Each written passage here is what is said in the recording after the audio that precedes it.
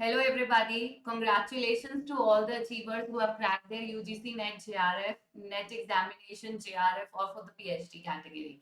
So, big congratulations to everyone. This is Dr. Hina Jawar, your paper number 2 education faculty. तो students जैसा कि आपको मालूम ही है ये चीज कि इस बार का जो एग्जामिनेशन हुआ था उसमें जो रिजल्ट आया है वो तीन कैटेगरीज में आया। एक आया है जेआरएफ जिसकी कट ऑफ फॉर एजुकेशन गई है 218। एक आए सेकंड कैटेगरी है नेट की जहां पर आपकी कट ऑफ गई है 192। And then you had the PhD category which is around 165। Clear? तो ये कुछ आपका जो कट ऑफ गया है। तो कैटेगरी नंबर 1 में आपने तीनों चीजें क्वालिफाई करी है। अगर आपने जेआरएफ कर लिया तो उसमें बाय डिफॉल्ट नेट भी इंक्लूडेड रहता है और पीएचडी।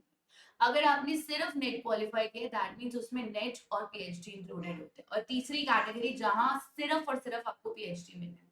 अब किसको कितना फायदा मिलने वाला है आप वो सुन लीजिए। तो अगर आपने जेआरएफ क्वालिफाई कर लिया है तो मैक्सिमम एंट्रेंस टेस्ट से आपको एग्जेम्प्ट कर दिया जाएगा, यानी आपको अब पीएचडी के एंट्रेंस एग्जामिनेशन में बैठना नहीं पड़ेगा। 99% ऑफ द यूनिवर्सिटीज में बच्चों को एग्जेम्प्ट कर दिया जाता है एंट्रेंस टेस्ट से और वो सीधा राउंड नंबर 2 इंटरव्यू में आते हैं।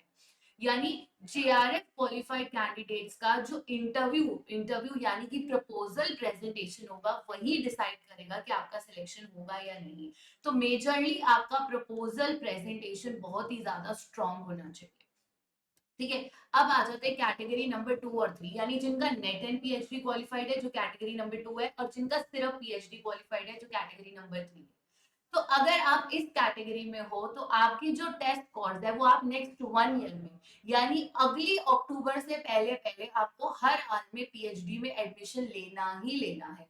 अगली अक्टूबर से पहले, अक्टूबर 2025 से पहले आप पीएचडी में अगर इनरोल नहीं होते तो आपको फिर से नेट एग्जामिनेशन देना पड़ेगा और दोबारा से पीएचडी के लिए स्कोर करना पड़ेगा। लेकिन जो आपका नेट का वैलिडिटी है वो लाइफ लॉन्ग है। लेकिन इस कोर की वैलिडिटी फॉर पीएचडी एडमिशन सिर्फ 1 साल की है। आप बात समझ रहे हैं? नेट आपका लाइफ लॉन्ग वैलिड है, बट नेट का जो स्कोर है या पीएचडी का जो स्कोर है, मान लीजिए आपकी 192 है, 191 है, 178 है, ये जो स्कोर है ये 1 साल के लिए वैलिड है पीएचडी में एडमिशन लेने के लिए। जहां पे 70% वेटेज आपके टेस्ट कोर्स को मिलेगी, यानी 165 से 192 जो आपकी रेंज है पीएचडी के लिए सिर्फ 165 है, और 192 आपका जो कट ऑफ गया है वो नेट के लिए। तो जितने ज्यादा अच्छे नंबर है उतनी 70% वेटेज, 70% वेटेज आपके मार्क्स को दी जाएंगे जो अभी आपके मार्क्स हैं, और 30% वेटेज आपके इंटरव्यू को दी जाएगी, यानी कि आपके प्रपोजल प्रेजेंटेशन को। तो कहीं ना कहीं अगर आपका स्कोर जितना अच्छा है, 70% वेटेज तो स्कोर को मिल रही है, तो आप वैसे ही गुड जोन में हो। तो जिन बच्चों का सिर्फ पीएचडी क्वालिफाइड है और जिनका नेट एंड पीएचडी दोनों है, तो कहीं ना कहीं जिनका नेट एंड पीएचडी दोनों है उनका स्कोर ज्यादा अच्छा है, तो कहीं ना कहीं आपके स्कोर की वेटेज अपने आप 70% है, तो वो कहीं ना कहीं बढ़ गई। अब बचा 30%, वो आपका प्रपोजल प्रेजेंटेशन के लिए होता है। तो प्लीज कोशिश कीजिएगा कि नेक्स्ट अक्टूबर से पहले पहले आप पीएचडी में इनरोल जरूर हो जाए, वरना आपको फिर से एग्जाम देना पड़ेगा, फिर से स्कोर चाहिए होगा, और जिसके बाद अगेन उसकी वैलिडिटी 1 साल की रहेगी। तो याद रखिए, जितना अच्छा आपका स्कोर होगा उतनी ही ज्यादा चांसेस ऑफ सिलेक्शन होते हैं, क्योंकि 70% वेटेज वो आपके टेस्ट स्कोर को दे रहे हो, 30% प्रपोजल को। But any how at the end of the day hardcore reality यही है कि आपके प्रपोजल प्रेजेंटेशन के लिए सबसे ज्यादा मान्यता होती है। तो प्रपोजल प्रेजेंटेशन आपका हमेशा की तरह, चाहे जेआरएफ है, चाहे नेट है या सिर्फ पीएचडी, बहुत स्ट्रांग होना चाहिए।